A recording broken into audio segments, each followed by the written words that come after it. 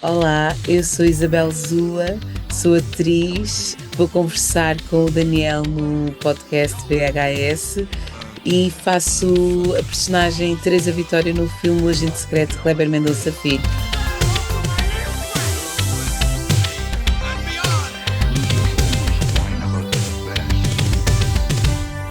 Pode-se dizer muita coisa má das ditaduras, mas eu, que gosto de ver o copo meio cheio, consigo reconhecer que daqui nascem muitas histórias que merecem ser contadas. E o cinema sabe disso.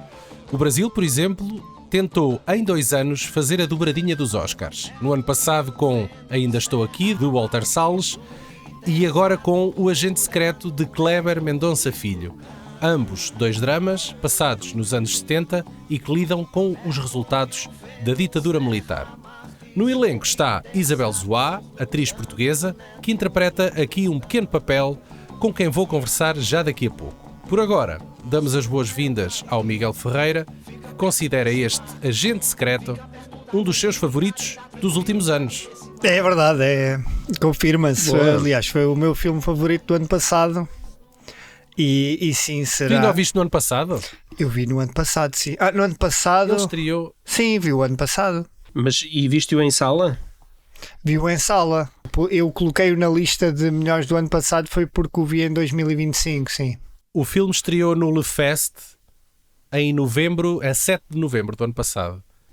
O que é que te fez aí considerar que este era um dos melhores filmes dos últimos tempos para ti? Opa, sim, fui vê-lo ao cinema e aconselho, se puderem ver este filme em sala. O filme arrastou-se. Agora já é um bocadinho difícil. Agora é mais difícil, mas ainda assim, pelo menos cá em Coimbra, na Casa do Cinema, manteve o filme imenso tempo. Vão fazendo de vez em quando ainda algumas sessões, mas sim, torna-se cada vez mais difícil. Mas é uma experiência absolutamente inesquecível, porque é daqueles filmes em que me fez ficar completamente viciado num tempo e num espaço, ou seja, houve ali um sentimento completo de imersão e daquilo que eu acho que o cinema nos deve oferecer numa experiência de sala, tudo desde a fotografia, da música, daquelas personagens tão realistas, tão próximas, não é? E depois é um filme nada óbvio, não é? Que te vai desafiando com uma narrativa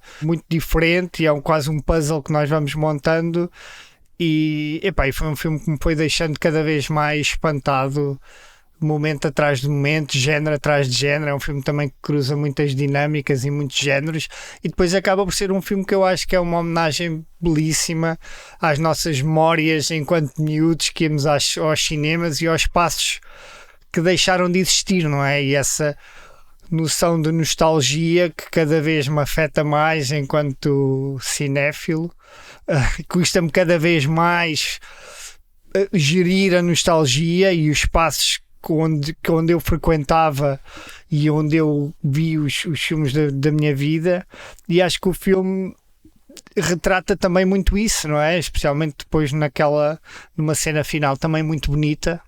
Tem muita coisa, não é? O início também é quase uma curta por si só.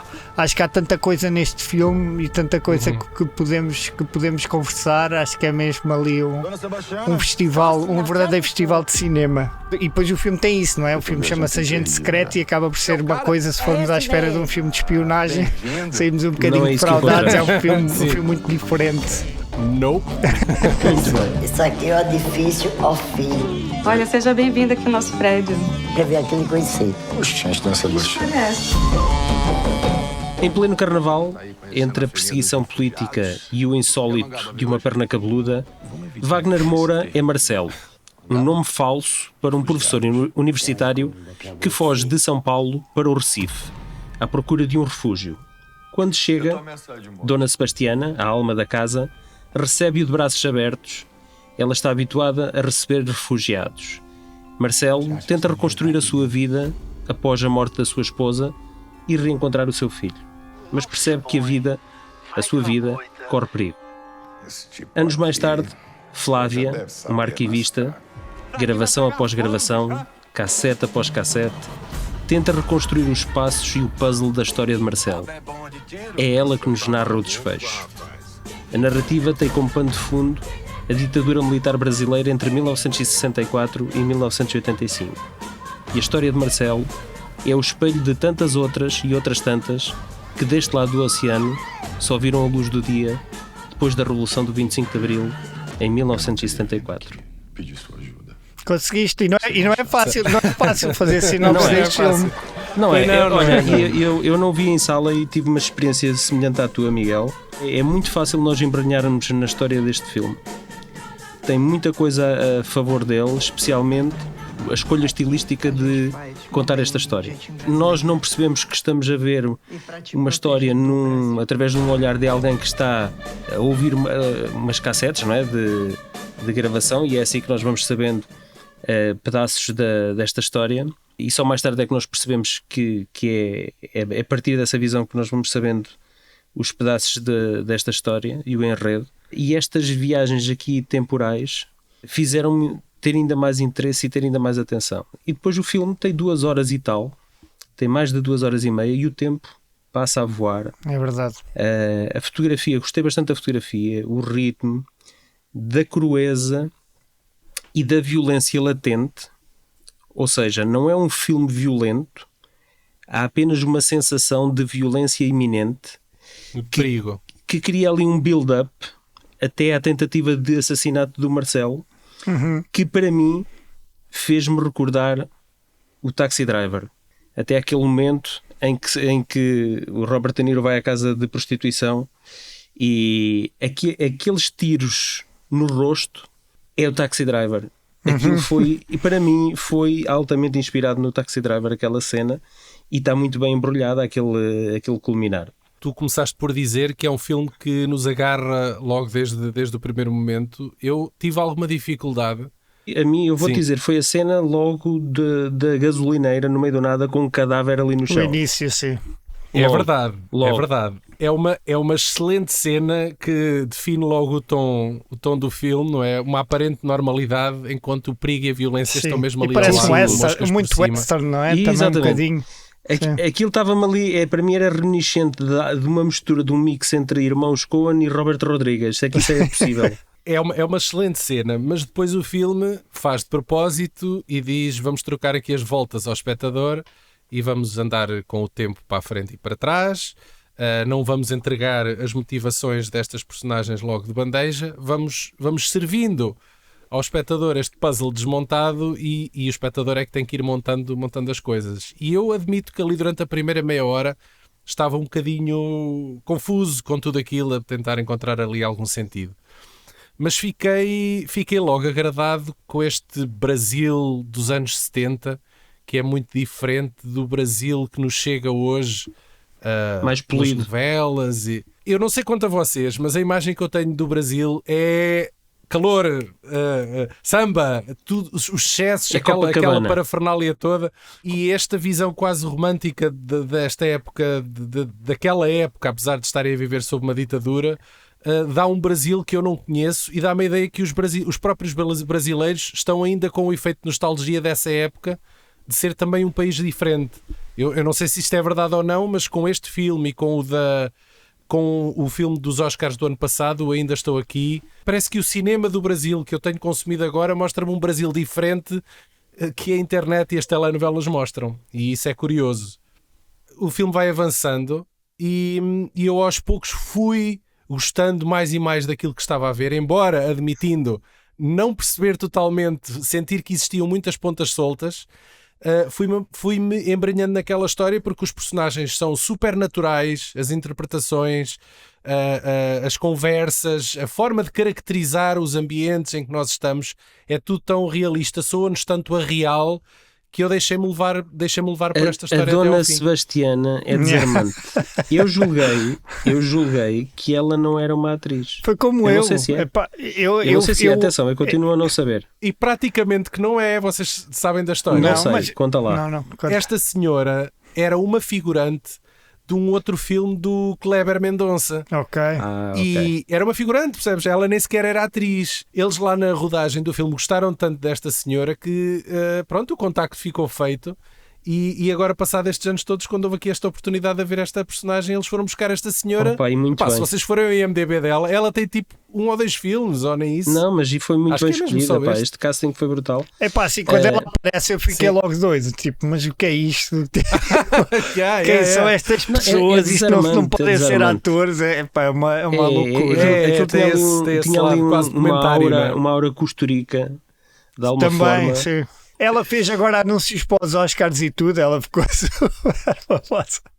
Está doido com ela. O Brasil é. está doido com a Dona Sebastiana, é Tânia Maria, é isso mesmo. E merecido, porque ela é a alma de. Sempre que ela entra em cena, epá, eu acho que é a única janela para uma visão mais alegre no filme todo, que o filme é bastante sombrio. É pesado, É pesado. E ela dá uma leveza a todas as cenas em que entra.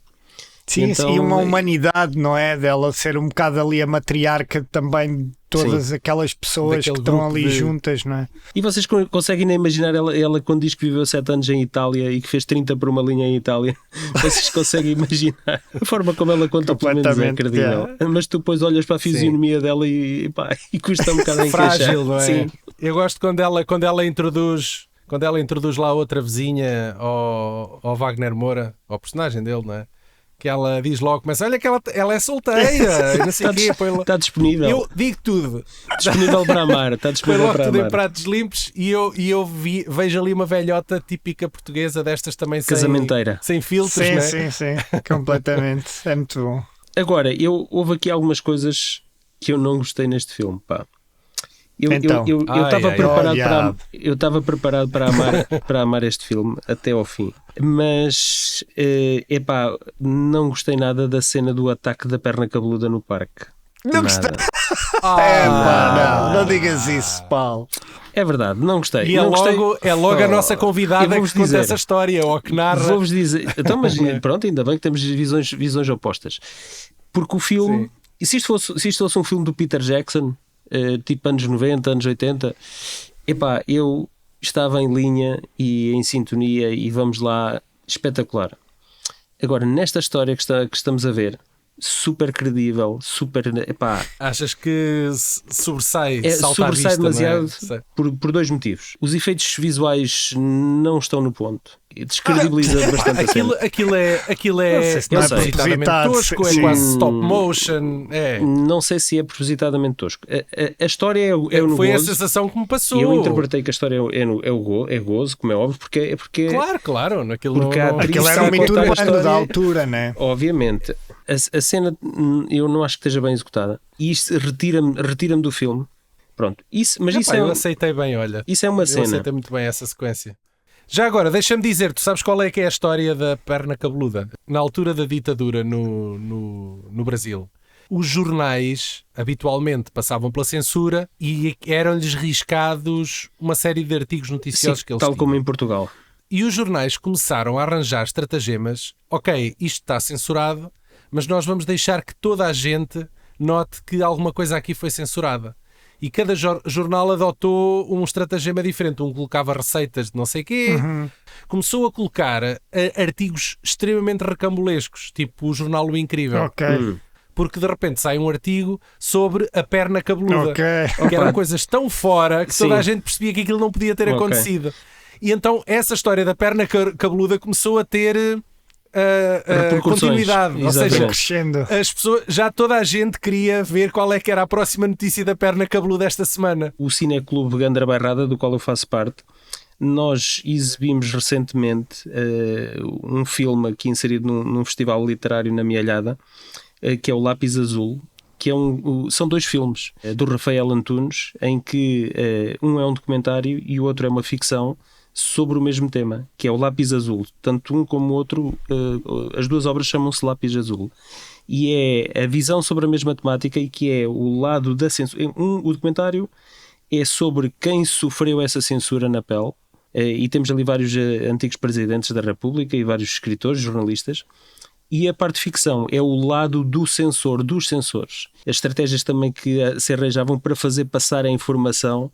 E eu convido-vos a assistirem a esses 2 filmes. E chamam-se os 2 lápis azul. Os 2 assim lápis fica azul. difícil. É lápis azul documentário ou lápis azul ficção, curta-metragem. Havia alguma perna cabeluda em Portugal? Em Portugal arranjavam. o Mário Soares tinha um alter ego que era o...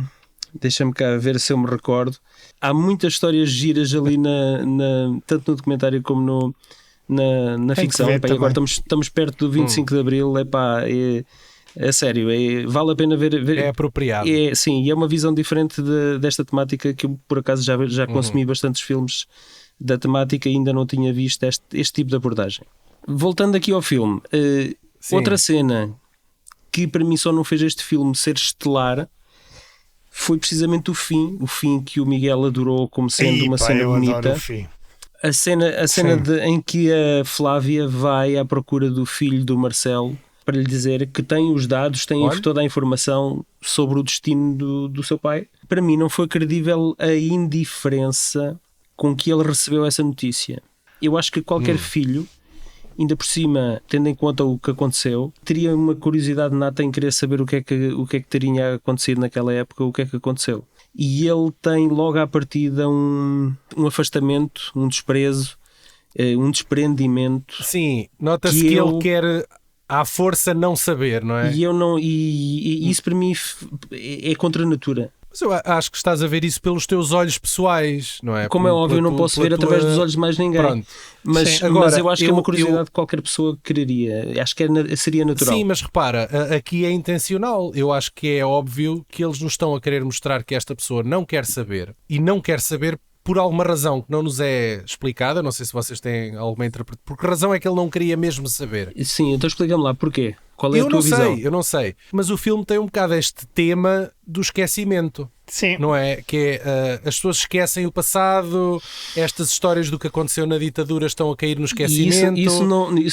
E isso reflete-se no filho dele. Isso não faz muito sentido. Não querer ir mexer no passado. Não faz muito sentido o que estás a dizer, porque ele termina precisamente a dizer: sabes onde é que nós estamos? Sim, isto aqui nem sempre foi isto. Estavam num antigo cinema. Mas eu acho que ele dizer que não quer saber, eu acho que depois com essa história do tubarão tu percebes que ele não estava a dizer a verdade. Ou seja, uma coisa é certa, não é? Ele não se lembra do pai, ou seja, quem o criou depois foi o avô, o que acaba depois por ser um bocado trágico, porque estamos o filme todo a tentar que o pai consiga ir buscar o filho, não é? E fugir com ele. E depois tens ali uma pessoa que acabou porque já não se lembra do pai. Mas eu acho que isso era tudo uma capa dele próprio. Este pai não é? acabou por morrer 2 vezes. Morreu na vida real e morre na memória do filho. Epá, sim. Mas lá está, eu não sei se o filho, se aquele desinteresse do filho é uma capa de proteção dele, também não sabemos a história dele, não é? Até chegar ali. Pois, aquilo dá uma ideia que sim, que naqueles anos todos houve alguma coisa que o fez querer se distanciar daquela história. Sim, pode ser apenas uma capa, porque ele depois, quando conta a história do tubarão, não é? Há aquele plano fechado dele e tu vês, ou seja, aquilo é que é super trágico, não é? Porque vês que aquele sítio onde ele foi feliz e onde ele teve todas aquelas memórias, agora é ali um banco de sangue onde ele trabalha e aquilo, pá, depois mostra aquele plano do sítio. Caracterizou-se. Não, mas continua o mais presente possível. Ele continua naquele local. Ele continua certo, local. Por isso é que eu acho que quando ele diz a ela que já não quer saber, que pode ser uma capa dele próprio de se tentar defender e depois no final, quando conta a história, lá está, ele nunca conheceu bem o pai, não é? E acho que está-se a tentar defender de alguma maneira, mas lá está, não conhecemos o background. A cara da Flávia, quando ele lhe diz, para mim diz tudo, a cara dela era a cara que eu estava a fazer. A cara dela era a cara que eu estava a fazer. O Kleber Mendonça Filho consegue, lá está, criar aqui um sentido de espaço e de tempo num sítio que não é assim tão bonito, não é assim tão elegante, mas que lá está, que nos... Lá está, não é aquele Brasil da Copacabana, não é? Das praias e acho das que é aí que o filme biquíni se liga connosco, porque nós todos temos estas memórias dos nossos sítios de infância, não? Eu falo por mim, o local onde eu cresci não é um sítio de cortar a respiração, mas é o sítio onde eu fui ao cinema, onde eu tenho as minhas memórias e onde tem toda aquela beleza para mim. Eu acho que ele consegue pôr isso no filme, isso é muito difícil de fazer. Um grande mérito deste filme é o banho de realidade que nos dá àquela época. Não. E depois é isso a uma escala muito abrangente. Porque é fácil tu teres uma rua controlada e teres vários elementos de época. Agora, às vezes o plano é mais aberto e mostra-nos ruas inteiras, dezenas de carros. Epá, sim. Eles deixavam a câmara navegar. Quando ele está na janela e se vê o outro lado do rio, na janela da sala do projecionista. A escala, ele consegue-nos dar uma escala credível e isso não é nada fácil de se conseguir. Olha, e eu entretanto lembrei-me do nome com que o Mário Soares assinava os textos dele na altura da ditadura. Era o Clandestin. Clandestino. Porque ele estava em França. Ele estava em França, não é? Era tão óbvio que ninguém desconfiava. Acho que era isso. Clandestino. O Agente Secreto não se saiu nada mal pelo mundo fora. Logo na sua estreia no Festival de Cannes no ano passado, onde concorreu para Palma de Ouro, ganhou para melhor ator masculino, Wagner Moura, e realização.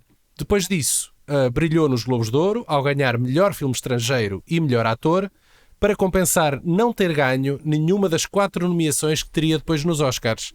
Melhor filme, melhor ator, melhor filme internacional e a categoria estreante, melhor casting. Uma categoria nova que nós tivemos este ano. Verdade. Muito entusiasmante. Sim, foi super. Ninguém estava Uau! Por acaso estava à espera que ganhasse o Sinners, mas pronto, mas foi para... O que é melhor filme? O casting. Foi batalha atrás de batalha, não foi?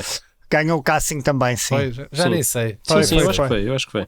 Epá, e acho que foi merecido. A quantidade de nomes que ali estavam. O Sinners também tinha um cast muito bom. Se bem que o casting não tem que ser excelentes nomes, tem que ser bons atores, atores feitos para o papel. Tem que ser o ator indicado para aquele personagem. Exatamente. Para aquele ensemble. E eu acho que o Agente Secreto consegue isso em muitos momentos. O gajo da gasolineira com a camisa aberta e aquele umbigo saliente. Epá, eu pensei, este gajo não pode ser ator. Este gajo foi encontrado ali, mesmo na gasolineira. E aquele alemão, como é que ele se chama, o alemão? Pois, o Duquier, não é? O Duquier. O Duquier faz um papelão. É provavelmente um dos últimos papéis da vida dele, não é? Acho que Antes dele ter falecido. Acho que sim. E faz um papelão incrível. Vocês sabem daquela história dos nazis depois da Segunda Guerra terem fugido todos para o Brasil e para o Brasil, Panamá. Argentina, sim, por aí fora. E o gajo estava-me a lembrar, vocês lembram-se no Brain Dead? Há uma cena no Brain Dead que os gajos vão lá, o gajo vai lá à casa mortuária, não é? E o gajo que está lá a fazer os embalsamentos é um ex-SS. Sim, que de vez em quando que está lá elisado. Ainda tem o tique. Mas a fingir que não é. Lembrou-me este personagem do Kier aqui neste filme. Ele tem um pequeno papel, mas é um papel super marcante. E uma cena super impactante, não é? Aquilo é mesmo... E é assim, eu acho que há muitos anos que o Hollywood tem tratado o Udo Kier como um typecast. E este aqui acho que foi um presente que o Kleber Mendonça Filho lhe deu, quase de despedida, para mostrar o quão grande ator era o Udo Kier. Sem dúvida. Sim. Olha, lembro-me dele num filme favorito do Carlos Reis, que é qual? Que é o Barbed Wire. Ele entra no Barbed Wire. Entra no Barbed Wire. Bela e perigosa. Exatamente. Pamela Anderson. Sim.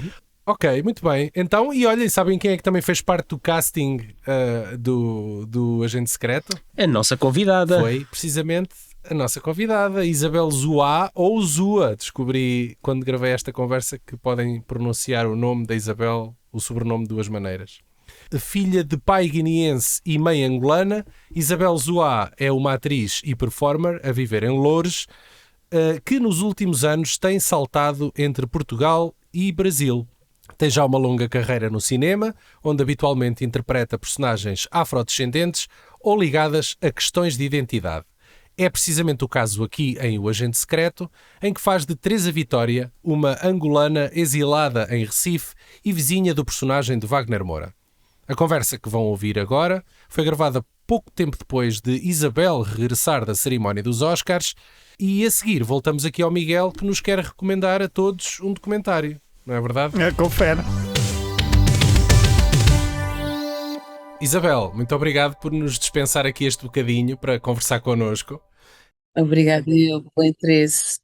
Imagino que estes últimos dias tenham sido uma azáfama. Conte-nos tudo, então, como é que foi essa noite dos Oscars?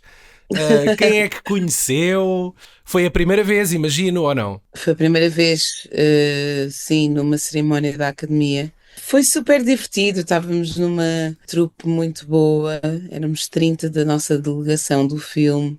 Tivemos a possibilidade de sempre nas brechas podermos cantar e dançar alguns sambas. Foi uma noite muito bonita, na verdade. Eu acordei já nessa manhã muito emocional, porque estava a receber muitas mensagens de muito amor, muito carinho. E é curioso porque nós fazemos às vezes muitas coisas e coisas desafiantes para nós, na nossa profissão, e às vezes é um marco externo, quase uma validação externa que vem de alguma forma trazer uma consciência de outras pessoas sobre o nosso trabalho, não é? Uhum, Apesar de não ter muita incidência no filme, é uma personagem que tem recebido algum mediatismo também. uhum. No Brasil, o facto de ser uma personagem que existiu, misturada com alguma ficção e inspirada também em outras pessoas, de contar histórias que a mãe do próprio Kleber Mendonça contava. Foi curioso. Então acordei já, apesar e com o jet lag a bater, com muitas mensagens de carinho, de amor, homenagens, de pessoas que conhecia, de pessoas que eu não conhecia. Então fiquei muito, muito tocada por essa rede de afeto e de admiração ao meu trabalho. Então, muita preparação para chegar a essa celebração, como eu A queria escolha do chegar, vestido. que não era um vestido, era uma saia e um Sim, coque-celim. sim. Que tinha a particularidade de ter as alças um bocadinho acima daquilo que nós as costumamos ver, não é? Tinha aí esse detalhe que Sim, não fácil de lembrar. eu gosto de trazer sempre para as coisas que eu visto alguma personalidade minha do momento, né? Eu acho que é a E primeira vez que nós estamos a falar de vestidos no nosso podcast, de vestidos de uma red carpet. ok, Mas a culpa é dadas as minha. circunstâncias, Sim. dadas as circunstâncias, a stylist, a Druca, e foram escolhas muito felizes, porque as pessoas falavam todos os dias, em todas as circunstâncias, falavam do look.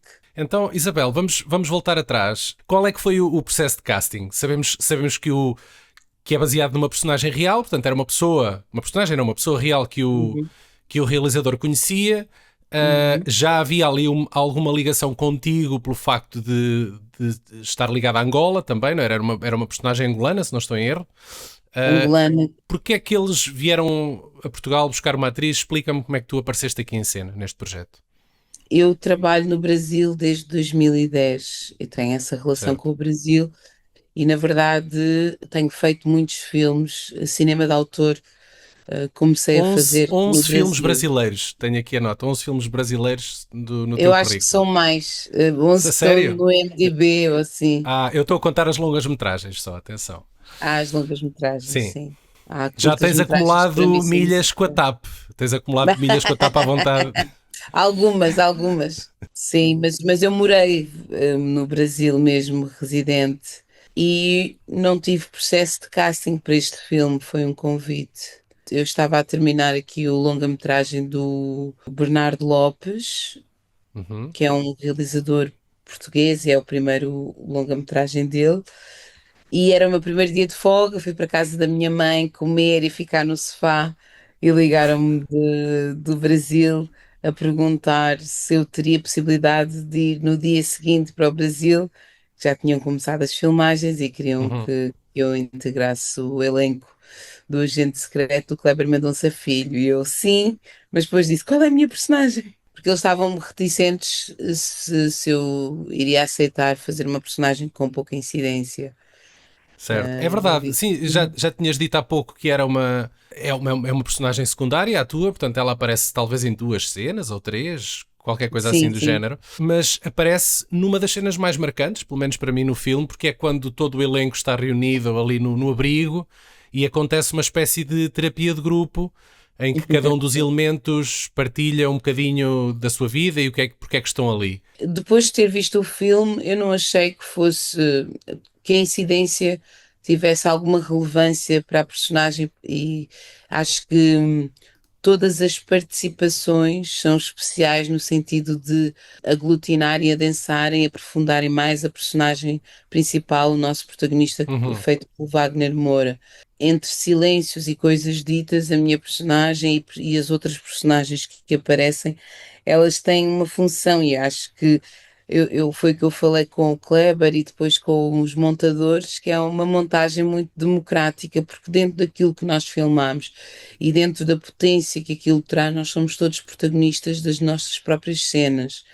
E isso é muito potente para mim, enquanto artista, criadora, intérprete e atriz, de ver isso em cena na tela grande e de ver como reverbera cada personagem que está ali é importante e fulcral para esta história ser contada. Então são muitos detalhes, inclusivamente já vi o filme 2 vezes, quero ver uma terceira vez, porque na segunda vez vi outros detalhes que na primeira vez não tive possibilidade de ver. Quero viver. É que fiquei hoje sabendo disso, que eu tô ameaçado de morte. Foi uma surpresa. Para quem em Angola conseguiu brigar com os dois lados, encontrar um refúgio cá foi muito bom. Agora vamos embora, eu e António. E no avião que não tenha a bandeira portuguesa. Teresa. Fizemos questão. Teresa, está a falar demais. E em relação ao sotaque do teu personagem, porque tu não tens praticamente sotaque nenhum, ou pelo menos nem no filme, nem agora pessoalmente, o sotaque de português falado fora de Portugal. Isso foi uma questão? Como é que eles trabalharam isso contigo? Foi uma questão, sim, e é uma questão que é colocada e eu gosto muito de responder, que tem a ver com depois as pesquisas que nós fomos fazendo das intelectuais que vinham de Angola e outros países africanos que vinham estudar em Portugal, e como era importante falar com o sotaque de Portugal, né? Porque toda a gente tem sotaque de algum lugar, né? E no caso da Teresa Vitória, espelhei-me um pouco na Diolinda Rodrigues, que também angolana, que estudou em Portugal, que é uma pesquisa que eu faço, e foi muito bom trocar com o Kleber sobre isso, porque as épocas são muito parecidas, e inclusivamente em Angola, em 77, que é quando passa o filme, no Recife, aconteceram coisas muito complexas em território angolano, mortes, e daí a personagem também ter saído e ter ido para exílio porque tinha a sua vida em perigo. Então, dentro desta escolha, dessa pesquisa, dessas intelectuais angolanas que estudavam em Lisboa, em Coimbra e no Porto, há essa questão, porque eu tenho relatos da voz delas e elas falam com o sotaque mais aportuguesado possível.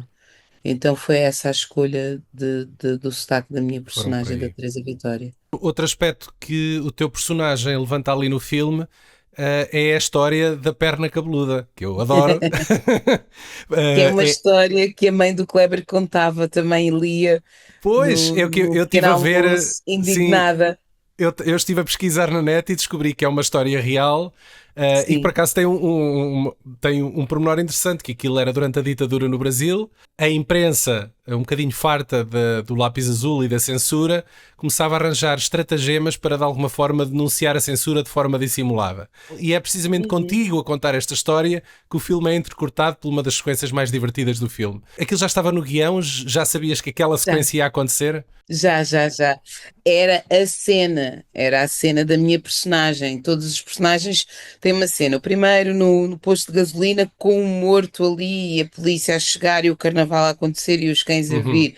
A personagem, por exemplo, da Maria Fernanda Cândido tem a cena de fazer aquele interrogatório todo ao personagem do Wagner. A personagem da Alice, a companheira do Wagner, tem aquela cena de questionar aqueles bandidos misóginos no restaurante. E a minha personagem tem a cena de contar a história da perna cabeluda, entre outras coisas que ela menciona, obviamente, mas ela lê aquela história hilária e é muito bom trazer esse questionamento dessa época tão complexa e tão sangrenta, de muita violência, trazer como indignação, não só pelos acontecimentos, mas indignação da forma como os jornalistas tiveram para contar e denunciar essa violência, não é? É uma cena que é Sim. icónica, as pessoas falam, também em Los Angeles falaram, eu recebo mensagens sobre isso, ainda para mais dar voz a essa parte mais rebuscada que o filme tem e que eu acho que é uma forma muito corajosa que o realizador tem de voltar a mencionar essas Uhum. denúncias. É uma cena longa, envolve imensos personagens. Como é que Sim, foi trabalhar com o Kleber, com o realizador? Fala-me aí um sim. bocadinho do processo criativo de vocês como grupo. Sim, eu cheguei, tive logo reunião com o Kleber e com a equipa de direção. Uhum. Entretanto, falámos sobre esses temas, falei sobre o espetáculo que já tinha feito com o meu grupo de teatro Aurora Negra, falei das pesquisas que faço também para uma série que estou a escrever, e ele disponibilizou-se logo e partilhámos logo algumas referências transatlânticas e o ambiente no set foi das coisas que mais me emocionou, de toda a gente querer muito estar ali. O Kleber é um realizador muito gentil, super Uhum. atencioso. Essa questão da hierarquia, da direção, eu nunca a senti de maneira hierárquica. Era verdadeiramente uma equipa e toda a gente estava feliz de fazer parte e isso torna o set muito mais leve. E a Uhum. escuta que existe em todos os setores, né? O próprio preparador de elenco, o Léo Laca, com quem depois também tive a honra de trabalhar aqui em Portugal. A abertura do próprio guião, o guião como guia mesmo, né? E o roteiro como rota, como eu costumo dizer. E podermos falar sobre todas as questões das personagens e não importa realmente a questão da incidência, a importância que tudo tem dentro da dramaturgia é muito bonito. Eu Uhum. guardo muito, muito isso, essa sensação. E os colegas, né? A Dona Tânia, o Licínio Januário, o Wagner. E tu estás Sim, precisamente aqui a falar de uma atriz e de uma personagem que eu achei muito interessante, que é a Dona Sebastiana, não é? Interpretada pela Tânia Maria, que é uma senhora de 79 anos que foi descoberta pelo realizador, pelo Kleber Mendonça Filho. muito merecido, muito merecido. Um ser humano muito especial, muito genuíno e que te traz para um frescor da atuação e é sempre tudo mutável também. Dentro dessa rota há um roteiro que é escrito, um guião que é escrito, e ela decorou as falas dela todas e é muito bonito ver como ela verdadeiramente é generosa dentro do ofício que ela agora tem. Um set com ela é um set absolutamente feliz Uhum. porque ela é muito carismática e ela é a prova viva de que a questão do etarismo para nós atrizes, que é uma questão muito forte, hein? Dentro dos papéis que vamos desempenhando, tem sido uma contradição tudo o que nós temos vivido relativamente a esse etarismo, né? De começar a atuar aos 72 anos e aos 79 anos fazer montes de anúncios. E é isso, o Brasil tem um mercado muito potente dentro da teledramaturgia e isso reflete-se na vida da Dona Tânia e que ela consiga trabalhar por muitos, muitos anos com muita saúde, muita dignidade. Ela é a nossa rainha, a nossa queen, e eu já vi algumas prospecções de outros filmes com ela e que ela possa realizá-los todos com muita saúde, é que eu desejo. É uma colega incrível e nós conectámos-nos muito, conectei-me muito também com a família dela, que a apoia muito, principalmente a filha e a neta. É incrível a Uhum. presença dela. Eu estava aqui a pensar que os brasileiros levam esta coisa dos Oscars muito a sério. Eu lembro-me, por exemplo, que no ano passado eles ficaram doidos com a Fernanda Montenegro, não foi? Com o filme Ainda Estou Aqui. Sentiste uma energia semelhante agora com este filme, quando foi a nomeação para os Oscars, visto que passas imenso tempo no Brasil? Senti bastante, e no Carnaval, apesar de eu ter passado aqui os últimos meses em Portugal, o Carnaval no Brasil, eu recebia mensagens, imagens, no nosso grupo dos atores também, Vocês têm um grupo do WhatsApp? É isso que me estás a dizer? Sim, Tem? temos, bastante ativo. Pois. E o brasileiro consome muito a sua música, o seu cinema, as suas Verdade. publicidades, e o mercado é muito grande, e ver isso é bastante potente. No Carnaval foi hilário que as pessoas mascaravam-se de Dona Tânia, de Ai, cabine opa, sim. telefónica, de legado, de tubarão, mascararam-se de várias coisas. Aqui em E perna Portugal tenho amigos cabeluda, meus que não? havia muitas pernas cabeludas.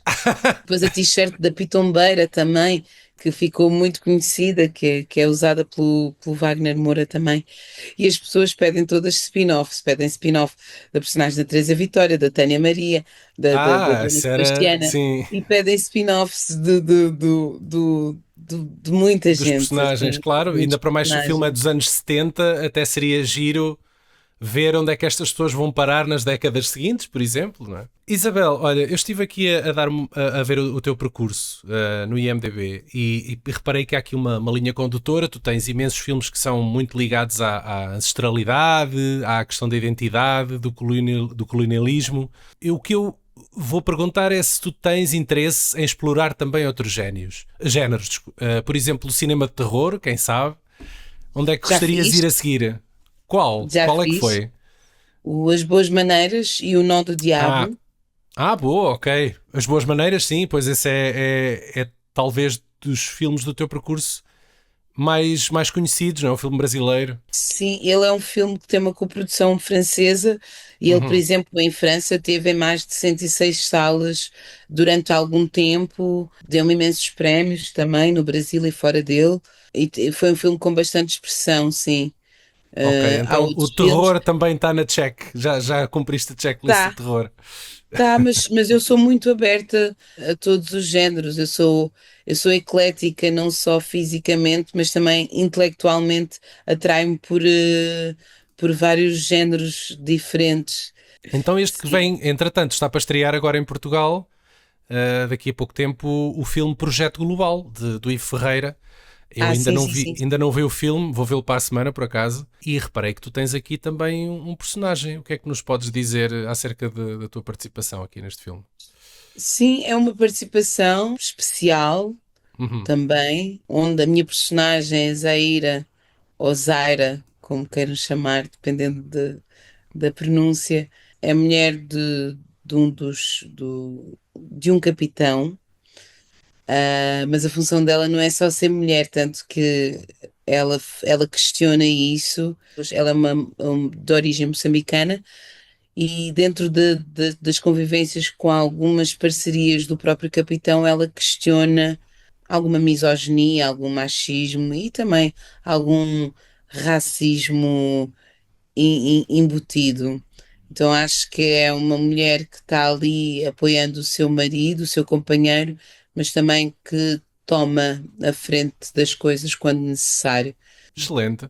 Isabel, nós temos, como eu tinha dito, o nosso podcast tem uma inclinação forte para os filmes dos nossos anos de crescimento, e eu estou curioso para saber quais são os filmes da tua infância e da tua adolescência, quais são aqueles filmes enfim, que te ensinaram a crescer e que tu vias quando eras pequena e adoravas. Consigo dar alguns exemplos e vou-te dizer que fui revê-los alguns e fiquei muito triste, Desiludida, porque a né? a mentalidade já era outra, não é? Mas, por Não exemplo, voltes um aos filme, lugares onde foste feliz. sim, Os Deuses Devem Estar Loucos, é um filme Ah, familiar. certo. Conheço bem. O Príncipe em Nova York. Epá, eu adoro esse. Envelheceu mal para ti. A As sério. questões de misoginia e machismo são muito graves. No entanto, é um filme que nos trouxe para a grande tela a presença negra com autoestima.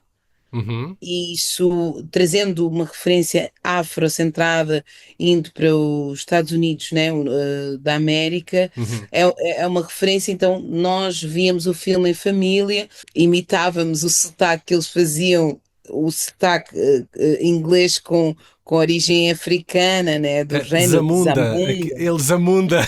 Sim. Zamunda. É um Epá, dos eu adoro filmes esse filme. que mais marcou a minha infância. Depois também o Guarda-Costas mais tarde, né, com a Whitney Houston. Boa. Os filmes que têm referências negras sempre marcaram muito, Uhum. porque a nossa família sempre trabalhou muito a questão da nossa autoestima, sabendo das nossas origens, trazendo referências positivas, não é, que não eram vistas pela mídia, pela televisão, e então trazíamos muito. Epá, fantástico. Olha, excelente, eu adorei essa lista. São 3 filmes, foi Os Deuses Devem Estar Loucos, o Príncipe em Nova Príncipe em Iorque Nova e o Iorque, Guarda-Costas. Gostei o muito, sim senhora. Guarda-Costas. Yeah. Gostei. Pronto, Isabel, olha, foi um prazer. Já terminei Prazer as minhas todo meu. perguntas. Vou ficar curioso para te ver tanto aqui no Projeto Global como em futuros projetos. Não sei se tens algum outro na calha que gostasses aqui de referir, que esteja aí num futuro próximo para nós te vermos. Eu estou a montar o meu primeiro filme, é uma curta-metragem, enquanto diretora e intérprete também, e produtora, fui produtora do filme. Tenho outros projetos cinematográficos que não posso partilhar ainda, mas vai estrear o filme do Bernardo Lopes. Fiz uma participação também no filme do Barqueiro, do Simão Caiado, micro, porque já tinha colaborado com ele, ele chamou-me também, o Barqueiro, de Simão Caiado. Eu fiz a Wanda, a série Wanda. E Sim, vou sim. estrear o meu solo em Portugal, que eu sempre fiz os meus solos no Brasil. Aqui em Portugal tenho feito mais em co-criação, e agora vou estrear em Guimarães, no dia 11 de junho, o Afro Saloia, Som Matéria Coração, que é um projeto musical que eu estou a criar. E depois vou para Castelo Branco, vou para o Porto, para o Rivoli, e depois venho para Lisboa, para o São Luís. Epá, espetacular. A escrever, a produzir, a representar e a cantar Mulher dos Sete Ofícios. Foi um Sim. prazer. Prazer todo meu, Daniel. Um Obrigado. beijo e boa sorte para vocês, para o vosso podcast.